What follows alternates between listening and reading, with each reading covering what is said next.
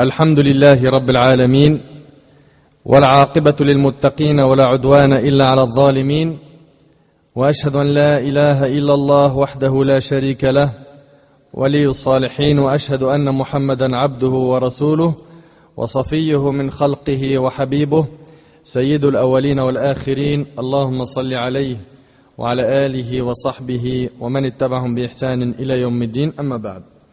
Mes frères et sœurs, assalamu alaikum wa rahmatullahi wa barakatuh.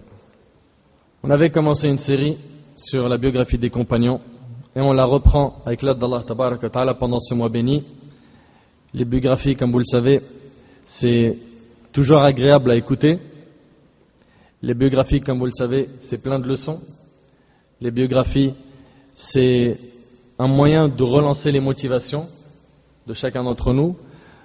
Aujourd'hui, on va voir, bi'idhnillah azza wa jal, la vie d'un compagnon, un parmi les nobles compagnons du prophète sallallahu alayhi wa sallam. Mais avant ça, sachez qu'il n'y aura point de présent pour une communauté qui ignore son passé. Qu'il n'y aura point de présent pour une communauté qui ignore son passé. Et il n'y a pas d'avenir futur pour une communauté qui oublie ses faveurs et ses qualités. Mes frères et sœurs, nous n'avons pas choisi de traiter cette série pour vous raconter des histoires imaginaires, mais pour vous montrer qui étaient vos ancêtres. As-salaf rahimahumullah wa radiyallahu anhum. Les ennemis de l'islam ont tenté par tous les moyens d'apposer des obstacles entre la communauté et son passé glorieux, afin d'empêcher la communauté d'en tirer une lumière qui illuminera son chemin. De nos jours, toutes les communautés sont fières de leurs ancêtres et de leurs histoires. Mais sachez que la communauté qui mérite le plus d'être fière de son passé est la communauté de notre prophète sallallahu alayhi wa sallam. Et Allah tabaraka wa ta'ala en témoigne dans son livre. Allah azza wa jalla a dit dans sourate Ali Imran, sourate 3 verset 110, Kuntum khayra ummatin ukhrijat linnas ta'muruna bil ma'ruf wa tanhauna 'anil munkar wa tu'minuna billah. Vous êtes la meilleure communauté qu'on ait fait surgir pour les hommes. Vous ordonnez le convenable, interdisez le blâmable et croyez en Allah. Et sachez mes frères et sœurs que le fait d'être la meilleure communauté n'est pas une chose innée ou raciale. Non, ce n'est pas parce qu'on est issu de telle ou telle origine qu'on est les meilleurs, absolument pas. Mais le fait d'être la meilleure communauté s'acquiert par la croyance en Allah et son messager alayhi salatu wassalam, par la propagation et la transmission du message de l'islam. En effet, mes frères et sœurs, je le dis haut et fort, cette communauté a engendré et ne cessera d'engendrer des hommes et des femmes dotés de biographies devant lesquelles nous devons fièrement nous arrêter. Il incombe à chacun d'entre nous d'étudier leur biographie, bien qu'il soit impossible de les dénombrer. En effet, il est facile d'observer une étoile dans le ciel, bien qu'il soit impossible de toutes les compter. Aujourd'hui, nous avons rendez-vous avec un de nos ancêtres, un parmi les compagnons, et pas n'importe lequel. Il s'agit d'un jeune. Il s'agit d'un jeune. Et j'attire toute l'attention de nos jeunes qui sont aujourd'hui noyés dans les passions. Nous vivons une époque où dès qu'une main est tendue pour aider nos jeunes, 100 autres sont tendus pour les noyer dans les péchés. Ce jeune avec qui nous avons rendez-vous a embrassé l'islam à l'âge de 18 ans. À l'âge de 18 ans. Et il est mort à l'âge de 33 ans. Il a vécu donc 15 ans dans l'islam. Il a vécu 15 ans dans cette sublime religion qui est l'islam et en très peu de temps il a marqué l'histoire. Il était connu pour sa science et sa compréhension de la religion. La seconde fois où les Ansar, qui sont les musulmans de Médine, prêtaient allégeance au prophète alayhi salatu wassalam, à Al-Aqaba, il y avait parmi eux le héros de notre jour. D'après Jabir ibn Abdullah, radiyallahu anhu, les Ansar, donc les musulmans de Médine, dirent: Ô prophète, sur quoi allons-nous te prêter allégeance? Sur quoi allons-nous te prêter allégeance? Ouvre bien tes oreilles.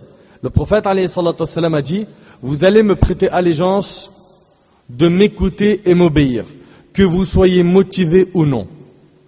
Écoute bien, un Nabi alayhi salatu wassalam, il demande aux sahaba radiyallahu anhum de quoi? De lui prêter allégeance dans le fait de l'écouter, de lui obéir, qu'il soit motivé ou non. Et c'est un message pour nous. Et de dépenser de vos biens dans les moments d'aisance comme dans les moments difficiles. Et sur le fait d'ordonner le convenable et d'interdire le blâmable. Et sur le fait de dire la vérité sans avoir peur des reproches. Regarde ce que le prophète alayhi salatu wassalam demande aux compagnons. Il leur demande de l'écouter, de lui obéir, qu'ils soient motivés ou non, de dépenser de leurs biens dans les moments d'aisance comme dans les moments difficiles, et sur le fait d'ordonner le convenable et d'interdire le blâmable. Stop, on s'arrête jusqu'à là. Est-ce que déjà dans ce que tu viens d'écouter, tu t'es reconnu? Tu fais partie de ces gens-là qui obéissent au prophète alayhi salatu wassalam, qui écoutent ses ordres, qui dépensent dans l'aisance et dans la difficulté? Est-ce que tu fais partie des gens qui ordonnent le convenable et qui interdisent le blâmable? Puis le prophète alayhi salatu wassalam leur a dit, et sur le fait de dire la vérité sans avoir peur des reproches. Et sur le fait de dire la vérité sans avoir peur des reproches. Bien sûr, quand tu vas dire la vérité, il faut que tu saches la dire. D'accord? Il y a toute une manière pour dire la vérité, il y a une sagesse, il y a les bons termes à utiliser, etc. Et sur le fait de dire la vérité sans avoir peur des reproches et de me soutenir si je viens chez vous à Yathrib. Yathrib, c'est quoi? C'est le nom de la ville de Médine avant. Barakallahu fik. Et de me protéger comme vous protégez votre propre personne, vos épouses et vos enfants. Et vous aurez le paradis. Voilà. La récompense, c'est le Jannah.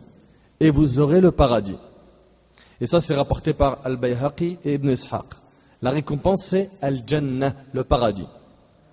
Donc, un Nabi sallallahu alayhi wa sallam leur demande tout cela, et il ne leur dit pas, vous aurez de l'argent, vous aurez des trésors, je vous donnerai des terres, mais plutôt, il alayhi salatu wa sallam leur dit, vous aurez le paradis. Comme vous le savez, mes frères ainsi que vous, mes sœurs, le chemin de l'islam, il est plein d'épreuves. Et il faut faire preuve d'une grande patience. Allah tabaraka wa ta'ala a dit dans Sourate Al-Ankabut, Sourate 29, versets 1 et 2, Alif Lam Mim, Ahasiba an-nasu an yutraku, an yaqulu amanna wa hum la yuftanoun, wa laqad fatanna alladhina min qablihim, fala ya'lamanna Allahu alladhina sadaqu, wa la ya'lamanna al-kadhibin. Alif Lam Mim. Est-ce que les gens pensent qu'on les laissera dire nous croyons sans les éprouver? Regarde Allah tabaraka wa ta'ala, qu'est-ce qu'il dit? Alif Lam Mim. Est-ce que les gens pensent, écoute bien, est-ce que les gens pensent, c'est Allah tabaraka wa ta'ala qui s'adresse à nous, qu'on les laissera dire nous croyons sans les éprouver? À partir du moment où tu as dit je crois en Allah, tu auras des épreuves dans ta santé, tu auras des épreuves dans ton argent, tu auras des épreuves dans ta famille, tu auras des épreuves dans ton travail, tu auras des épreuves qui vont te suivre, tu en auras. Tu ne pourras pas y échapper. Est-ce que les gens pensent qu'on les laissera dire nous croyons sans les éprouver? Certes, nous avons éprouvé ceux qui ont vécu avant eux. Ainsi, Allah connaît ceux qui disent la vérité et ceux qui mentent. Al-Bara ibn Ma'rour, radiyallahu anhu, s'avança et dit au prophète, alayhi salatu wassalam, après qu'il a dit toutes ces paroles qu'on a pu entendre, il a dit, ô envoyé d'Allah, tends ta main afin qu'on te prête allégeance. Ils sont prêts à obéir, à écouter, à dépenser dans les moments difficiles et dans les moments d'aisance. Ils sont prêts à ordonner le convenable et à interdire le blâmable. Ils sont prêts à dire la vérité sans avoir peur des reproches. Ils sont prêts, radiyallahu anhum. Tends ta main afin qu'on te prête allégeance. Par Allah, nous sommes un peuple de guerre. Nous avons hérité de cela de père en fils. Et ça, c'est dans la riwaya de Ka'b ibn Malik, et le hadith il est authentique. Abu al-Haytham ibn Tayyihan, radiyallahu anhu, l'interrompit et dit, ô messager d'Allah, nous entretenons des rapports avec des hommes. Il parlait ici des juifs. Mais ces rapports, nous allons les rompre. Cependant, si nous le faisons, et si Allah te fait triompher, vas-tu nous laisser tomber pour retourner auprès de ton peuple? Et là, le prophète, alayhi salatu wassalam, répondit plutôt, le sang, c'est le sang, c'est-à-dire que je serai avec vous jusqu'à la fin. Et la destruction, je fais partie des vôtres. Quel honneur! Je fais partie des vôtres et vous faites partie des miens. Je combattrai quiconque vous combat et ferai la paix avec quiconque fait la paix avec vous. Al-Bara ibn Ma'rour, radiyallahu anhu, dit alors, tends-nous ta main, ô envoyé d'Allah, afin de te prêter allégeance. Le prophète, alayhi salatu wassalam, tendit alors sa main.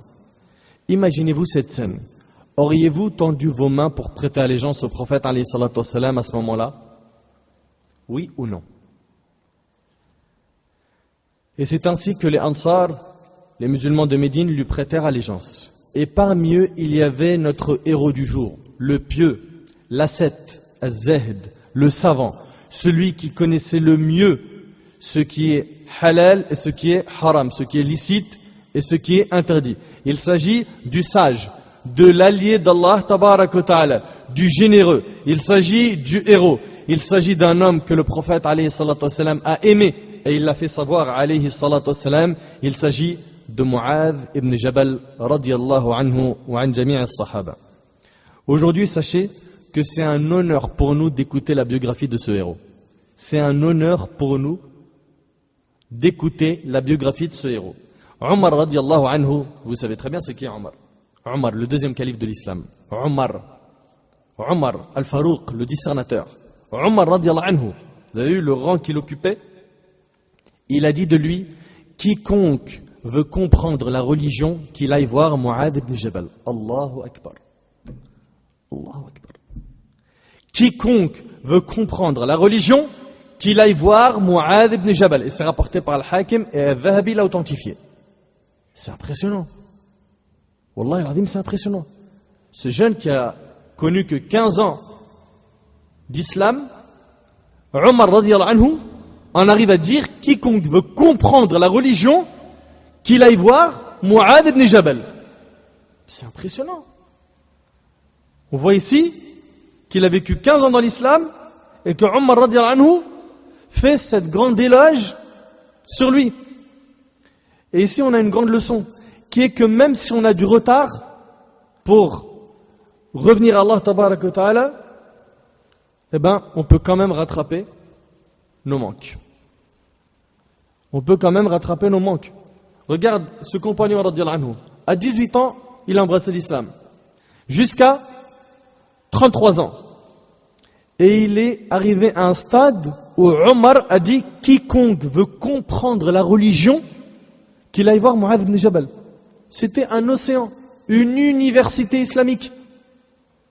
Et donc mon frère, toi qui m'écoutes, ainsi que toi ma sœur, toi qui as pris du retard, toi qui n'as pas reçu l'éducation islamique exemplaire, toi qui, à cause des tentations, des fitnas, des filets de Satan, de la mauvaise fréquentation, toi qui as glissé, ressaisis-toi.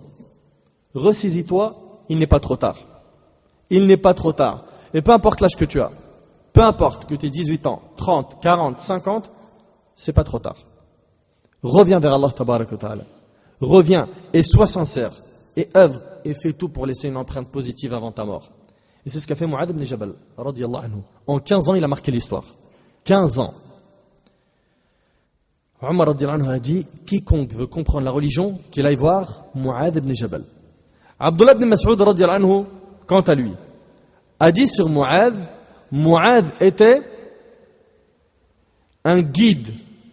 Il était soumis à Allah, voué exclusivement à lui, et il n'était point du nombre des associateurs. Il a dit Inna Mu'adhan kana ummah qanitan lillah hanifan wa lam yakun min al-mushrikin.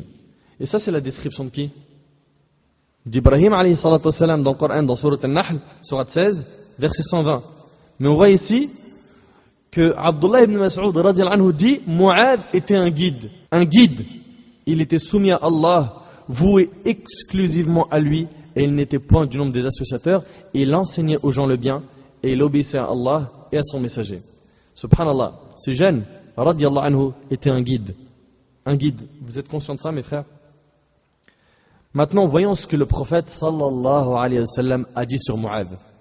Selon Abdullah ibn Amr ibn al-As, radiyallahu anhu, an jami' as-sahaba, le prophète alayhi salatu wa sallam a dit prenez le Coran de 4 personnes. Prenez le Coran de 4 personnes. Abdullah ibn Mas'ud, il a cité en premier. Ubay ibn Ka'b. 3. Mu'adh ibn Jabal. Mu'adh ibn Jabal. Ce jeune, radiyallahu anhu, était un enseignant. Apprenez de lui Al-Qur'an.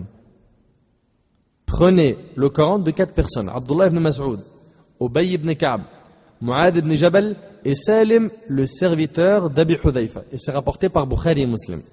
Toi, mon frère qui m'écoute, ça fait combien d'années que tu dis j'ai envie d'apprendre le Coran? Ça fait combien d'années? Et combien de pages de Coran as-tu appris jusqu'à aujourd'hui?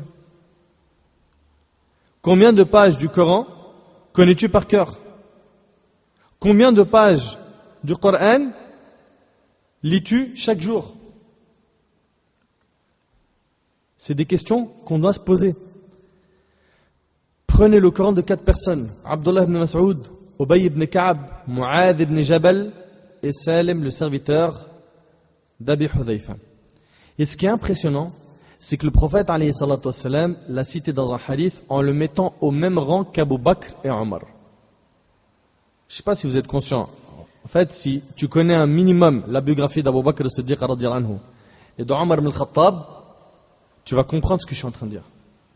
Le Nabi alayhi salatu wassalam, il a cité Mu'adh ibn Jabal en le mettant au même rang qu'Abu Bakr et Omar. Mu'adh radiyallahu anhu, c'était pas n'importe qui. Selon Abu Hurayra radiyallahu anhu, le prophète sallallahu alayhi wa sallam a dit Abu Bakr est vraiment un homme bien.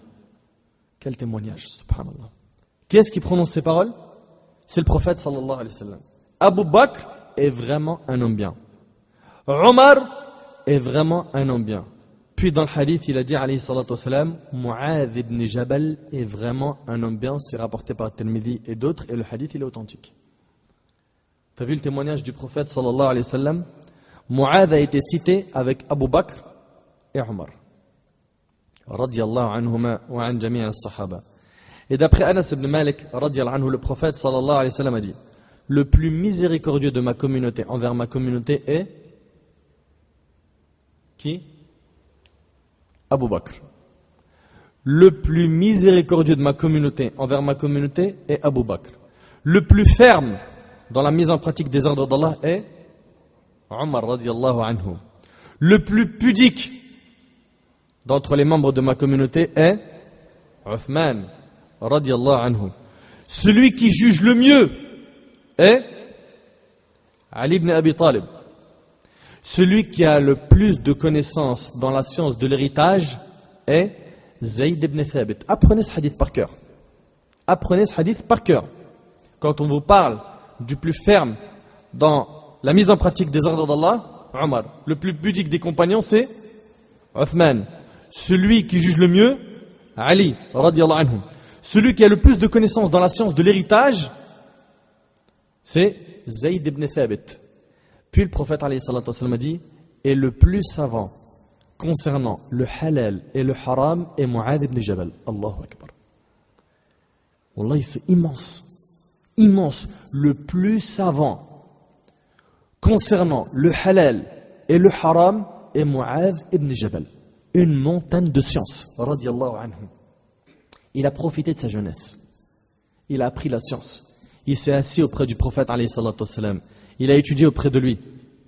Alayhi salatu wa sallam. Est-ce que nous, on essaye de s'asseoir devant les gens de science, devant les tullab ilm, de voyager pour rencontrer des savants, des gens de science pour étudier auprès d'eux?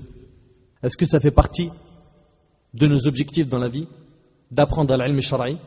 Ou bien, je me contente de mes 5 prières, je nourris ma famille, je gagne mon argent dans le halal, et ça suffit. Non, yakhi, tu dois apprendre la science religieuse. Pareil pour toi, ma sœur. Pourquoi?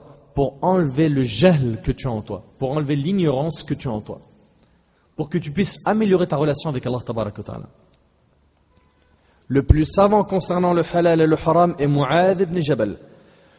Puis, un Nabi alayhi salatu wa sallam a dit, celui qui connaît le mieux la lecture du livre d'Allah est Ubay ibn Ka'b. Et pour chaque communauté, il y a un homme digne de confiance, et le digne de confiance de ma communauté, c'est Abu Ubaida ibn al-Jarrah, radiyallahu anhu wa an jami' as-sahaba. Ce hadith, il est rapporté par l'imam Ahmad dans son Musnad, At-Tirmidhi, An-Nasa'i, Ibn Majah, Ibn Abi Shayba dans son Musannaf, et Ibn Hajar, rahimahullah, l'a authentifié dans le Fath. Tu as vu qui était Mu'adh ibn Jabal, radiyallahu anhu? Et écoutez avec moi ce hadith, qui est sublime. Selon Mu'adh, radiyallahu anhu, le prophète, sallallahu alayhi wa sallam, le saisit une fois par la main. Il lui a attrapé la main. Et il lui a dit, ô Mu'adh, par Allah, je t'aime. Stop, on s'arrête. Est-ce que le prophète alayhi salatu wa sallam a besoin de jurer par Allah? N'est-ce pas lui, le véridique, le digne de confiance? Oui ou non? Imagine que le prophète alayhi salatu wa sallam, il tient ta main et te dit, par Allah, je t'aime. Je ne sais pas si tu arrives à ressentir, parce que je vais insister sur ce hadith jusqu'à ce que tu le ressentes, bi'idhnillah. Il lui a dit, par Allah, je t'aime. Qui lui dit ça? C'est le prophète alayhi salatu wa sallam. Taïb. Toi, mon frère, qui aime les gens de science, qui aime les demandeurs de science, qui aime les tulab ilm, qui aime les savants. Si un parmi les savants que tu aimes te dit « je t'aime », comment seras-tu? Un savant que tu suis, que tu aimes beaucoup, il t'arrive de le rencontrer et qui te dit « je t'aime ». Comment seras-tu? Et s'il jure par Allah qu'il t'aime, à quoi ressemblerait ta joie? Ça, c'est un savant. Taïb, imagine que c'est Ali ibn Abi Talib radiyallahu anhu qui te dit « je t'aime ». Comment serait l'état de ton cœur? Et imagine, c'est Omar radiyallahu anhu, tu le rencontres, il vient dans ta ville, il frappe à ta porte et te dit « par Allah, je t'aime ». Je ne sais pas si tu es en train de ressentir ou non ce message. Imagine, c'est Abu Bakr as-Siddiq radiyallahu anhu qui va te rencontrer et qui va te dire « par Allah, je t'aime ». C'est Abu Bakr as-Siddiq radiyallahu anhu qui t'a dit ça. Maintenant, si c'est le prophète alayhi salatu wassalam qui prend ta main et qui te dit « Wallahi, je t'aime ». C'est immense. Il n'y a pas de mots pour décrire à quel point c'est immense. Wallahi al-azim, c'est impressionnant.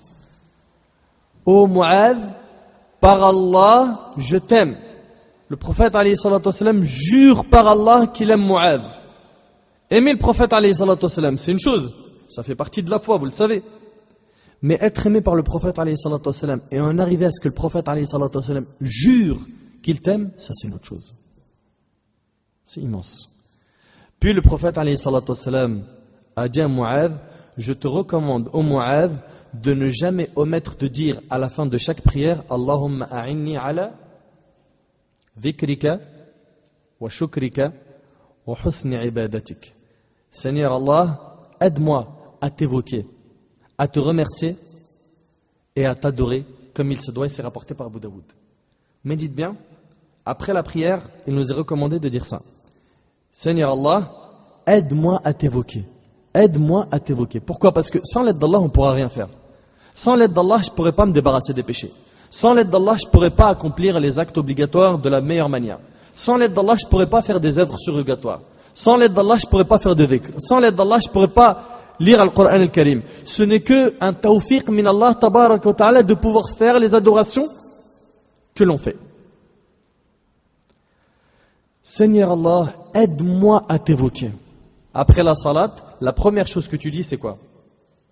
Astaghfirullah, astaghfirullah, astaghfirullah. Subhanallah, tu es en adoration et tu finis cette adoration, la première chose que tu fais, c'est demander pardon à Allah subhanahu wa ta'ala 3 fois. Pourquoi? Parce qu'il est possible qu'il y ait des manquements dans la prière. Et malheureusement, c'est souvent notre cas. On n'est pas concentré, on a la tête ailleurs. Et de ta prière, il ne sera accepté que les moments où tu étais concentré. Ça peut être la moitié de la prière, un quart, un huitième, chacun, selon sa concentration. Après avoir dit astaghfirullah 3 fois, qu'est-ce qu'on dit? Allahumma anta salam wa minka salam, tabarakta ya dhal jalali wal ikram, Allahumma a'inni ala dhikrika wa shukrika wa husni ibadatik. D'accord? Seigneur Allah, aide-moi à t'évoquer, à te remercier et à t'adorer comme il se doit. Donc le prophète alayhi salatu wassalam dit: Ô Mu'adh, par Allah je t'aime. Ô Mu'adh, par Allah je t'aime. Wallahi, des paroles en or. Tu arrives à imaginer que c'est de toi dont il s'agit et c'est pas Mu'adh? Mets-toi dans la peau de Mu'adh. Essaye de ressentir ce que Mu'adh radiyallahu anhu a ressenti à ce moment-là. À travers ce hadith, on voit à quel point le prophète sallallahu alayhi wa sallam aimait Mu'adh ibn Jabal radiyallahu anhu. Le prophète alayhi salatu wa sallam a tellement aimé Mu'adh qu'il l'a fait monter derrière lui sur sa monture. Il faut vraiment que tu prennes conscience que c'est une chose immense. Imagine que tu te retrouves en VIP avec un président dans sa voiture, d'accord, plaque diplomatique, une escorte, et vous êtes que vous deux dans la voiture. C'est un président ou un roi. Ou si ça ne te parle pas trop, parce que tu n'es pas trop dans la tasse des présidents et des rois, imagine c'est un savant. Un savant. Un alim que tu aimes beaucoup. Vous êtes que vous deux dans la voiture. Ensemble. Maintenant imagine que le prophète alayhi salatu wassalam place Mu'adh radiyallahu anhu derrière lui sur la même monture, sur un âne. Il est derrière lui sur son dos, ils sont collés. Es-tu conscient du mérite de Mu'adh? Il aimait Mu'adh ibn Jabal, radiyallahu anhu. Et il l'a montré par sa parole et par ses actions. La parole, on l'a vu, ô Mu'adh, par Allah je t'aime. L'action, il l'a mis derrière lui, sur son âne. Mu'adh ibn Jabal, radiyallahu anhu, rapporte, le prophète, alayhi salatu wassalam, m'a porté derrière lui sur un âne et me dit, ô Mu'adh, sais-tu quel est le droit d'Allah sur ses créatures et quel est le droit des créatures sur Allah? Je dis, Allah et son messager le savent mieux que moi. Il dit, alayhi salatu wassalam, le droit d'Allah sur les créatures est qu'elle l'adore sans rien lui associer. Le droit d'Allah sur les créatures est qu'elle l'adore sans rien lui associer. Et le droit des créatures sur Allah est qu'ils ne soumettent pas au supplice celui qui ne lui associe rien. Je dis, ô messager d'Allah, puis-je annoncer cette bonne nouvelle aux gens? Il, alayhi salatu wassalam, dit, ne la leur annonce pas, car ils ne compteraient plus sur leur propre œuvre, rapportée par Bukhari et Muslim. Et dans une autre version, qui est rapportée par Bukhari et Muslim selon Anas ibn Malik, Mu'adh n'a transmis ce hadith qu'au moment de sa mort. Pourquoi? De crainte de commettre un péché en cachant le savoir. Pour pas cacher un savoir. Il en informa les gens de peur de cacher une science. Radiyallahu anhu an jami' as-sahaba. Mon frère, déjà rester avec un savant, c'est quelque chose d'immense. Imagine ce que ça serait d'être avec le prophète alayhi salatu wassalam sur la même monture. Et une fois de plus, écoute ce qui prouve l'amour du prophète alayhi salatu wassalam à Mu'adh. Mu'adh radiyallahu anhu il rapporte, j'ai dit une fois, ô messager d'Allah, indique-moi une œuvre qui me fasse entrer au paradis et qui m'éloigne du feu. Je te pose une question. As-tu déjà posé cette question à une personne de science?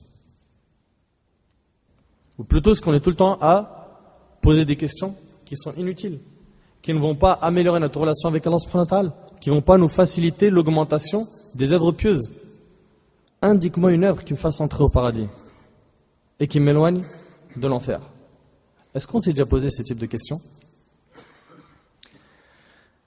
Mu'adh recherche, radiyallahu anhu, ce qui est utile. Il recherche ce qui est utile. Il, alayhi salatu wassalam, lui a dit, tu viens d'interroger sur une très grosse affaire qui est pourtant aisée pour qui Allah l'a rendue aisée. Et là, il va lui donner les clés. Tu adores Allah sans rien lui associer, ça c'est un. Et tu accomplis la prière. Tu t'acquittes de l'aumône légale, az-zakat. Tu jeûnes le mois du Ramadan, tu fais le pèlerinage si tu en as les moyens. Là ici, qu'est-ce qu'il a cité le prophète alayhi salam? Les 5 piliers de l'islam, n'est-ce pas?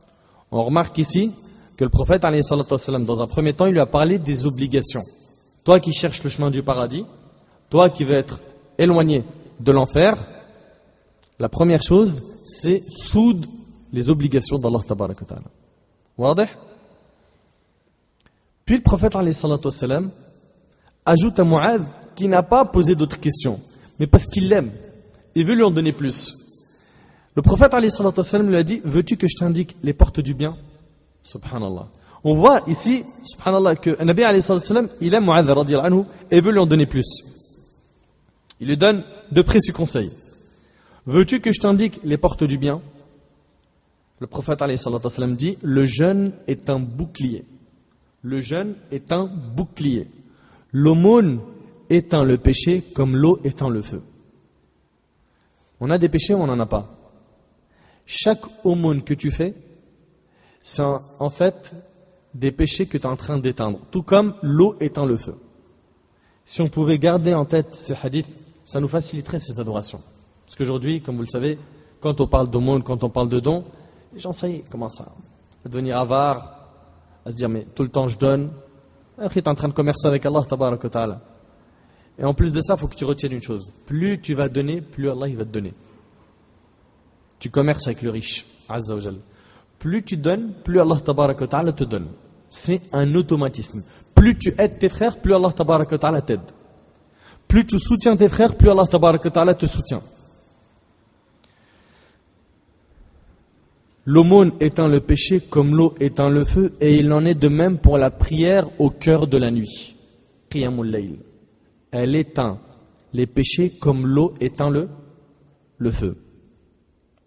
Puis il, alayhi salatu wassalam, récita le verset suivant, تتجافى جنوبهم عن المضاجع يدعون ربهم خوفا وطمعا ومما رزقناهم ينفقون فلا تعلم نفس ما أخفي لهم من قرة أعين جزاء بما كانوا يعملون.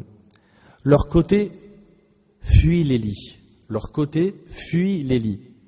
Pourquoi? Parce qu'ils n'arrivent pas à supporter de rester sur un lit et délaisser la prière nocturne. De délaisser Qiyamul Layl, la prière de nuit, qui n'est pas une obligation, comme vous le savez. Ce qui est obligatoire, c'est les 5 prières. Les 5 prières, Subh, Dhuhr, Asr, Maghrib, Isha. Et ça, Qiyamul Layl, c'est pas obligatoire, mais les pieux, ils ont été décrits comme étant ceux qui fuient leur lit pour se lever et prier. Leur côté fuit les lits. Ils invoquent leur Seigneur par crainte et par convoitise et dépensent de ce que nous leur avons octroyé. Aucun être ne sait ce qu'on a caché pour eux comme source de sérénité profonde en récompense de ce qu'ils faisaient. Surat As-Sajda, Surat 32, verset 16. Regarde Allah Tabarak wa Ta'ala, qu'est-ce qu'il dit quand il parle de la récompense qu'il a réservée aux pieux, fil Jannah.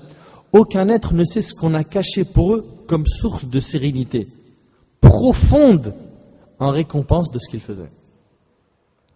Puis il, alayhi salatu wassalam, a dit, et là il rajoute à Mu'adh, veux-tu que je t'indique la tête de toute chose, son pilier et son plus haut sommet? On voit ici que le prophète alayhi salatu wassalam ne s'est pas limité à simplement lui dire les 5 piliers de l'islam. Il lui a rajouté les portes du bien, puis après il lui a dit, veux-tu que je t'indique la tête de toute chose, son pilier et son plus haut sommet? Je dis bien sûr que oui, au messager d'Allah. Il alayhi salatu wassalam dit, la tête de toute chose est l'islam. Son pilier est la prière. Son plus haut sommet est la guerre sainte. Puis il alayhi salatu wassalam continue. Et il dit, veux-tu que je t'indique l'élément essentiel de tout cela? Subhanallah. On voit qu'il veut le khair pour Mu'adh ibn Jabal radiyallahu anhu. Veux-tu que je t'indique l'élément essentiel de tout cela? Je dis bien sûr que oui, au messager d'Allah. Et là, le prophète alayhi salatu wassalam saisit sa langue et dit, mets un frein à celle-ci. Mets un frein à celle-ci. Mets un frein à ta langue.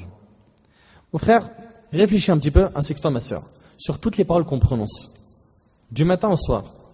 Est-ce que ce qu'on prononce, ça attire la colère d'Allah ou sa satisfaction? Est-ce que quand tu parles, tu fais plus de dhikr, tu lis plus de Coran et tu fais plus d'istighfar que de calomnies, d'insultes, de mensonges? Ou c'est l'inverse? Mets un frein à celle-ci. Je dis au messager d'Allah, sommes-nous donc punis pour de simples paroles que nous disons? Il alayhi salatu wassalam dit que ta mère te perde. Les gens sont-ils jetés sur leur visage dans le feu de l'enfer pour autre chose que pour les récoltes de leur langue? Et c'est rapporté par Tirmidhi. La langue est ibadallah. C'est pour ça que dans un hadith, le prophète alayhi salatu wassalam a dit, celui qui me garantit ce qu'il a entre ses 2 jambes et ses 2 mâchoires, je lui garantis le paradis. C'est ce qu'a dit le prophète sallallahu alayhi wa sallam. Ça c'est clair. Il faut faire très attention à ces péchés-là. Les péchés de la langue et les péchés du sexe. Il faut faire très très attention, barakallahu fikum. Les gens sont-ils jetés sur leur visage dans le feu de l'enfer pour autre chose que pour les récoltes de leur langue? Regarde combien de mauvaises paroles sortent de nos langues. Par jour, ça débite.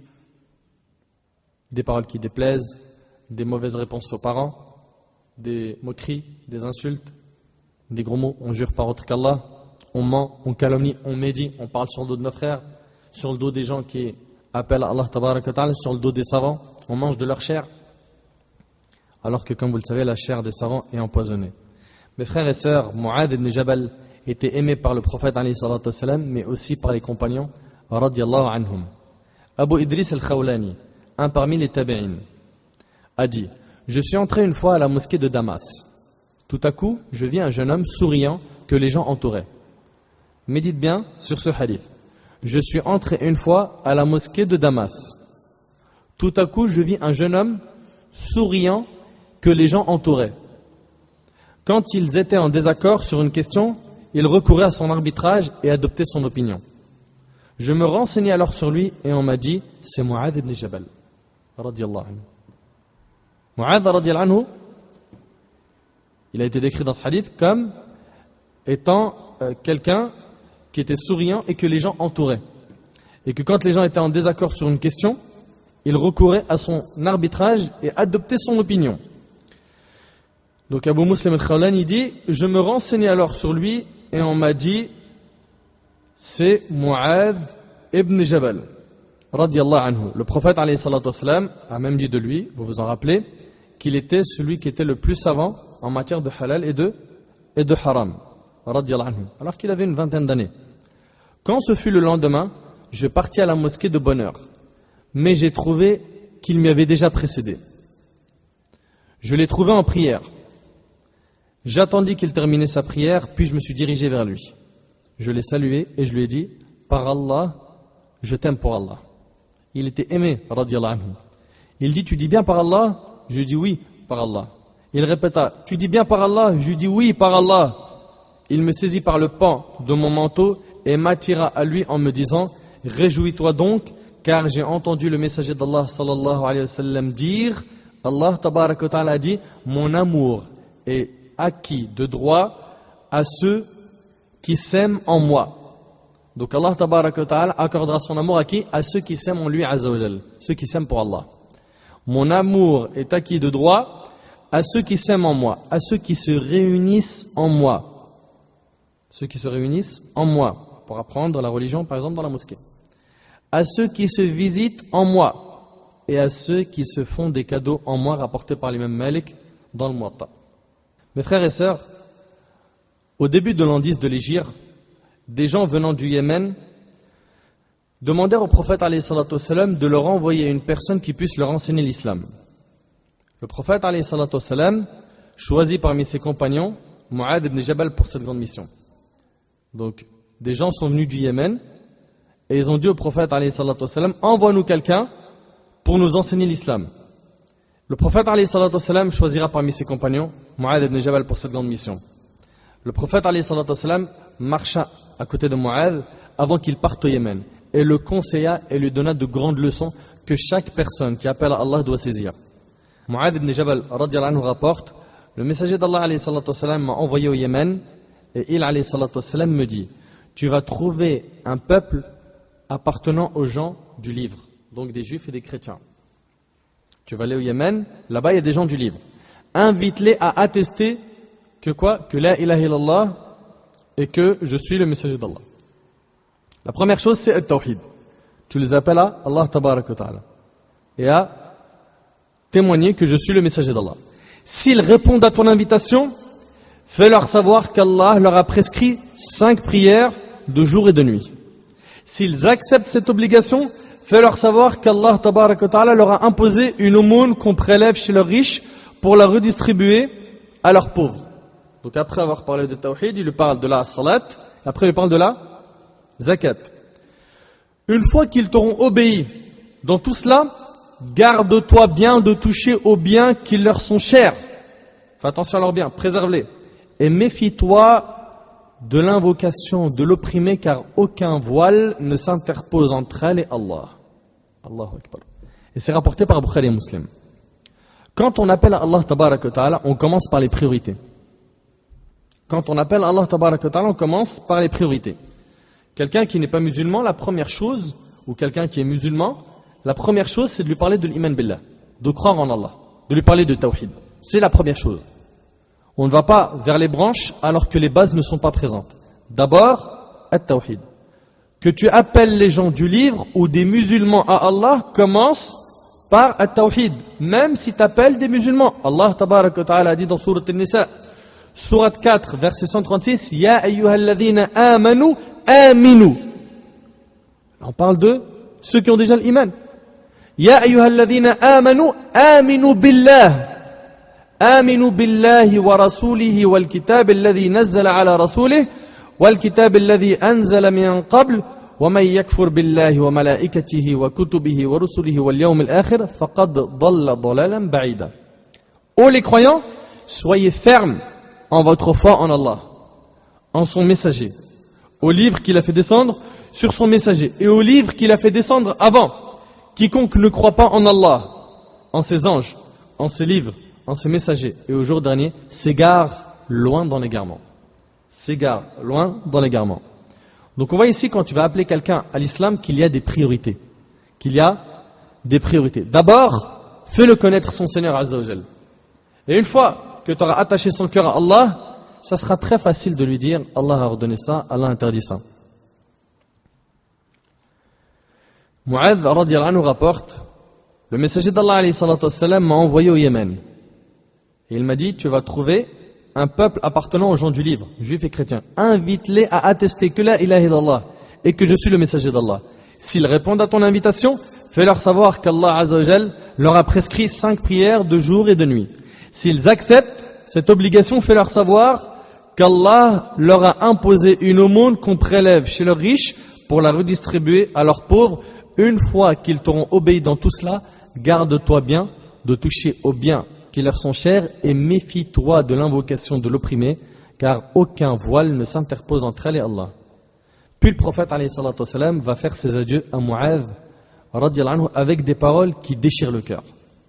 Mets-toi à la place de Mu'adh, qui a connu le prophète alayhi salatu wassalam dans une durée qui est quand même limitée, qui n'est resté que 15 ans dans cette religion, puis après il décéda radiyallahu anhu, qui a beaucoup aimé le prophète alayhi salatu wassalam, qui était proche de lui, qui a appris la science du prophète alayhi salatu wassalam, qui ressentait le besoin de rencontrer le prophète alayhi salatu wassalam parce qu'il l'aimait.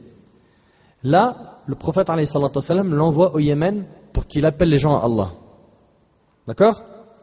Et le prophète alayhi salatu wassalam va lui faire ses adieux avec des paroles qui déchirent le cœur. Le prophète alayhi salatu wassalam a dit à Mu'adh, il se peut que tu ne me revoies plus après cette année. Essaye d'imaginer. Pourquoi? Pourquoi est-ce qu'il a dit cette parole? Parce que la mort du prophète alayhi salatu wassalam était proche.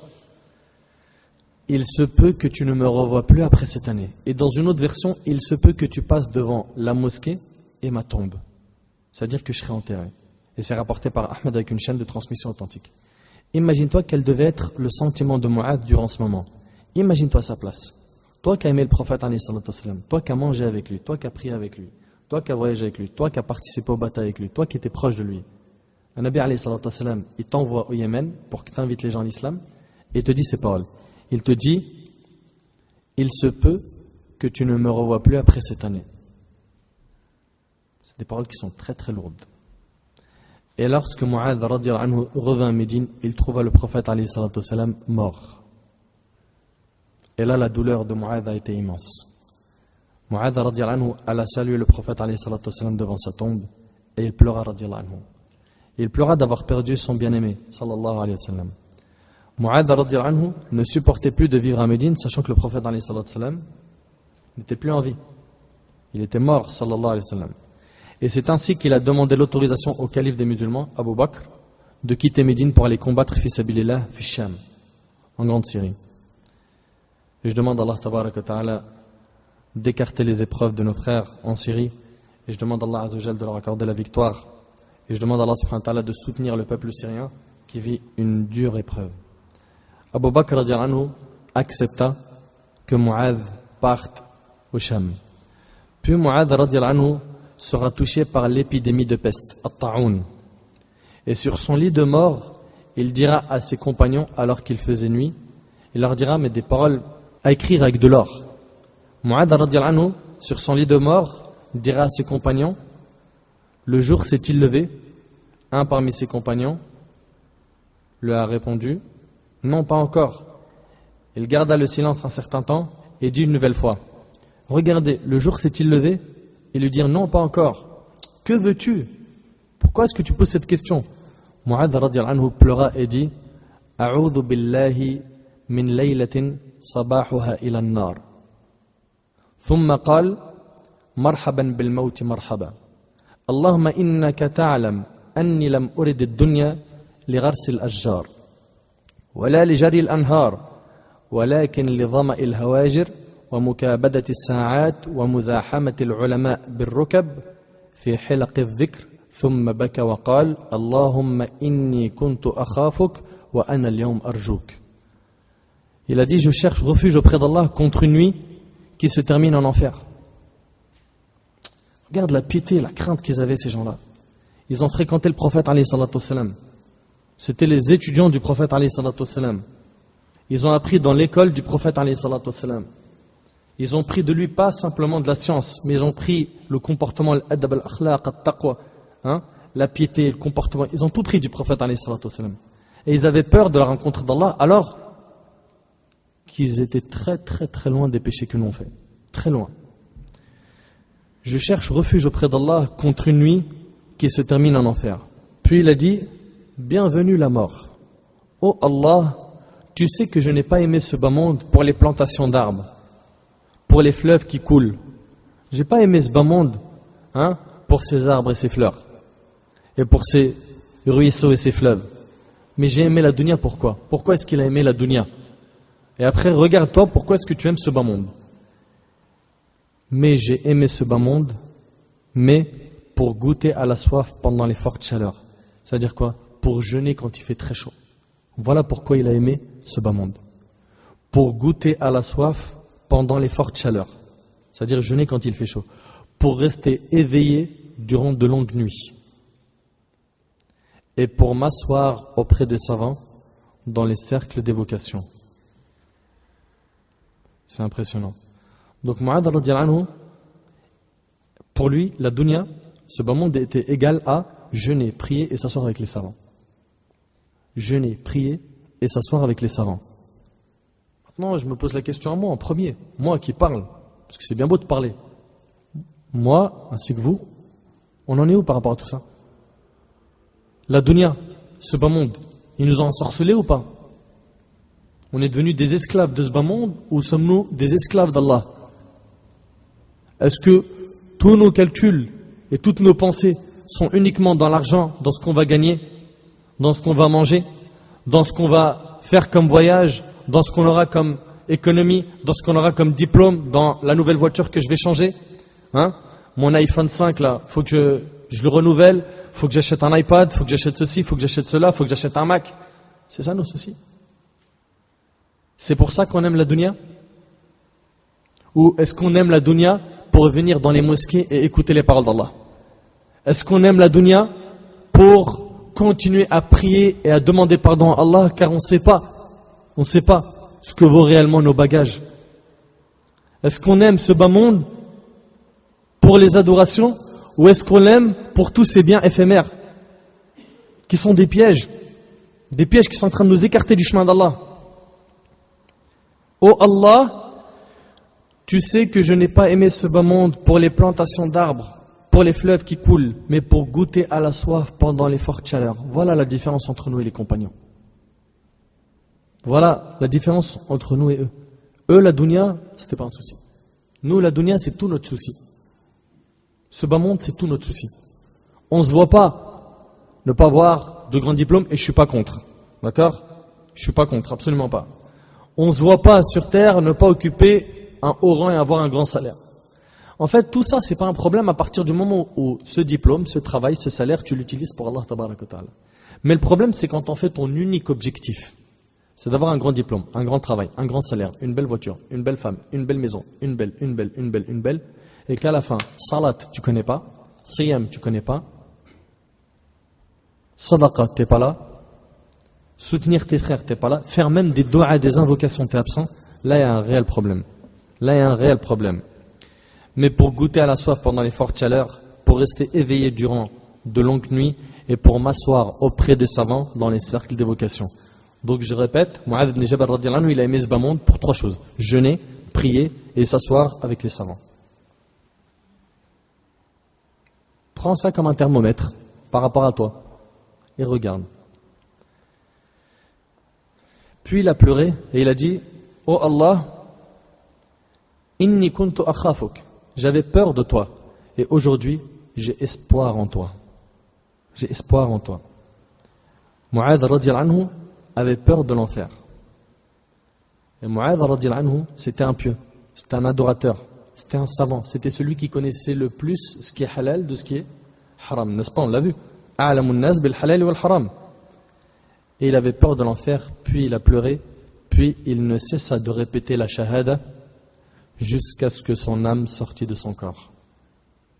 Et c'est ainsi que ce compagnon radiyallahu anhu, qui n'a vécu que 15 ans dans l'islam, a laissé son empreinte dans l'histoire des musulmans, a fait quelque chose pour l'islam. Il a appris, il a enseigné, il a eu des élèves, il a eu des gens qui ont profité de lui.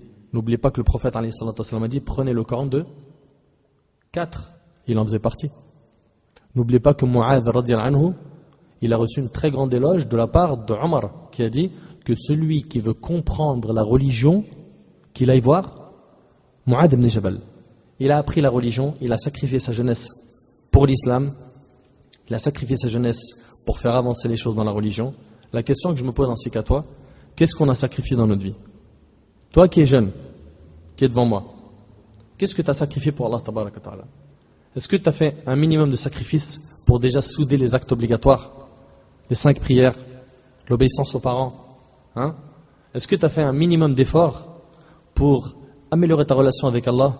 Est-ce que tu as fait des sacrifices pour apprendre ta religion, pour apprendre l'arabe, pour apprendre le Coran, pour apprendre la sunna, pour enlever le jahl que tu as en toi, enlever cette ignorance que tu as en toi? Quel sacrifice on a fait? Ils voyageaient, radiyallahu anhum, des mois pour avoir des fois un seul hadith. Et nous, on a tout à portée de main. Nous, avec un billet d'avion, on se retrouve chez n'importe quel savant. Oui ou non? Quelques heures, tu te retrouves dans les pays où il y a des grands savants et tu peux étudier. Tu peux étudier, tu peux profiter de Ahlul Ilm. On n'a pas fait ce sacrifice.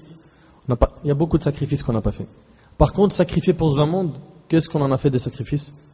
J'ai sacrifié des mois, j'ai pas mangé, j'ai pas bu, je me suis pas fait plaisir pour acheter la dernière voiture de chez BM. Hein?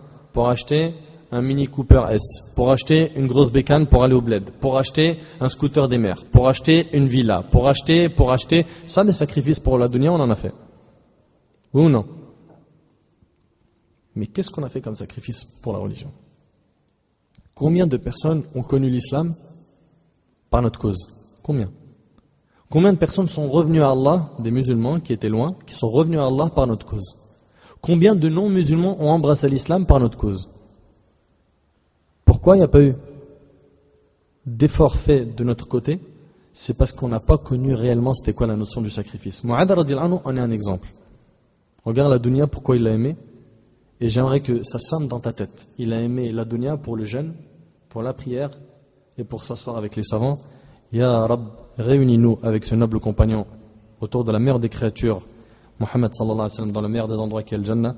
أسأل الله تبارك وتعالى أن يتقبل منا ومنكم صالح الأعمال وأسأله عز وجل أن ينفعني بما قلت وأن ينفعكم بما سمعتم هذا ما أعلم الله تبارك وتعالى أعلى وأعلم سبحانك اللهم بحمدك أشهد أن لا إله إلا أنت استغفرك وأتوب إليك بارك الله فيكم والسلام عليكم ورحمة الله وبركاته.